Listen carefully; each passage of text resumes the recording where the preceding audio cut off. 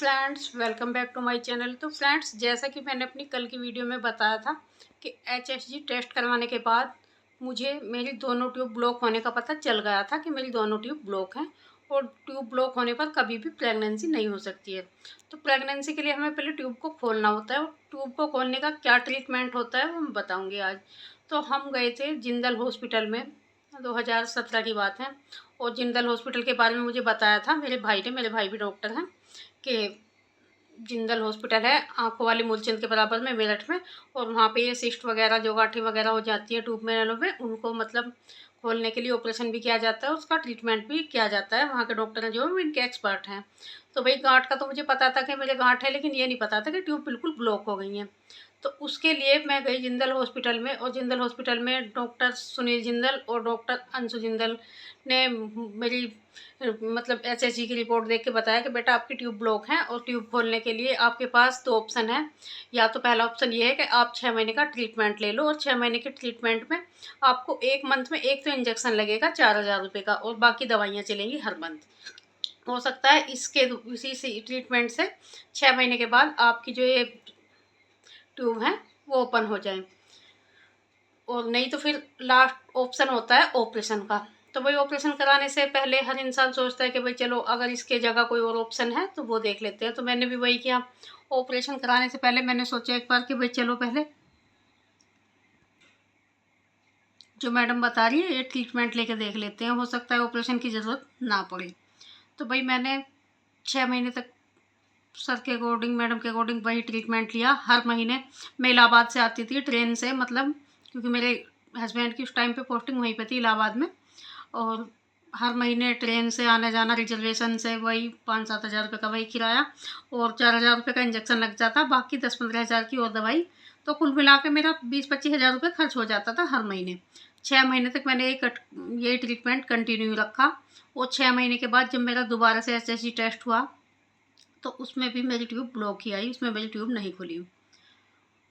फिर हम मैडम से मिले, मैडम ने बताया कि बेटा अब आपके पास सिर्फ एक ही ऑप्शन है कि आप लेप्रोस्कोपी और हिस्ट्रोस्कोपी जो ट्यूब खोलने के लिए होते हैं वो ऑपरेशन वो कराने पड़ेंगे आपको।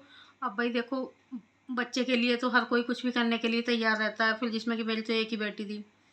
तो मैंने बोला ठीक है। हस्बैंड ने और हमने मतलब 2017 के लास्ट में, मतलब नवंबर में हमने ऑपरेशन करा लिया। ऑपरेशन सक्सेस रहा, अच्छे से ऑपरेशन हुआ। उसके बाद मेरी ट्यूब खुल गई। लेकिन जो ऑपरेशन होता है मतलब लेप्रोस्कोपी हिस्ट्रोस्कोपी, वैसे तो दूरबीन द्वारा होता है, जल्दी ठीक हो जाते हैं, चलने फिरने लगे, 1 हफ्ते में आप अपने सब कुछ काम करने लगते हो। लेकिन जो अंदर के जख्म है उन्हें बढ़ने में टाइम लगता है। तो मैडम ने मुझे बोला कि बेटा अब आप 1-1.5 साल के लिए रेस्ट लो, अभी मतलब प्रेगनेंसी के बारे में मत सोचो, आपके जो अंदर के जख्म है वो भर जाएंगे और आपकी बॉडी रिकवर होने में थोड़ा सा टाइम लेगी, तो अच्छा रहेगा। हमने बोला ठीक है भाई, जैसे सर कह रहे हैं मैडम कह रही है ऐसे ही, हम तो उनके अकॉर्डिंग ही चलना था। तो हम लोग रेस्ट पे चले गए आराम से, 1 साल तक इलाहाबाद में रहे आराम से। वहाँ पे 1 साल बीतने के बाद मतलब 18 बीत गया, 19 के लास्ट में आके मतलब मुझे नॉर्मल कंसीव हो गया, सेकंड बेबी।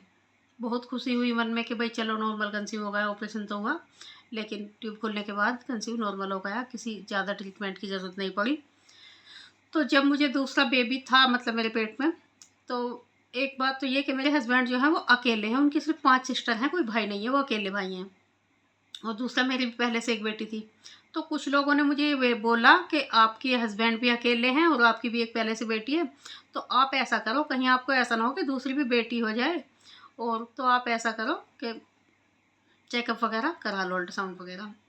तो मैंने बोला भाई नहीं, भगवान ने मुझे जो दिया है, जिस कंडीशन में मुझे दिया है, मेरे लिए वही बेस्ट है बस। और अगर बेटी भी हो गई तो कोई बात नहीं, कम से कम 2 तो हो जाएंगी, क्योंकि मेरे हस्बैंड यहाँ पे अकेले भाई हैं, मैं अपने मायके में अकेली बहन हूँ, मेरी कोई बहन नहीं है। थी, वो मेरी शादी से पहले एक्सपायर हो गई थी। मेरे सिर्फ 3 भाई हैं और मैं अकेली बहन। ओके।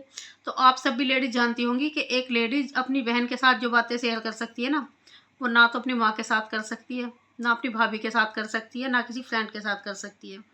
तो वही मैंने सोचा कि अगर कम से मुझे दूसरी बेटी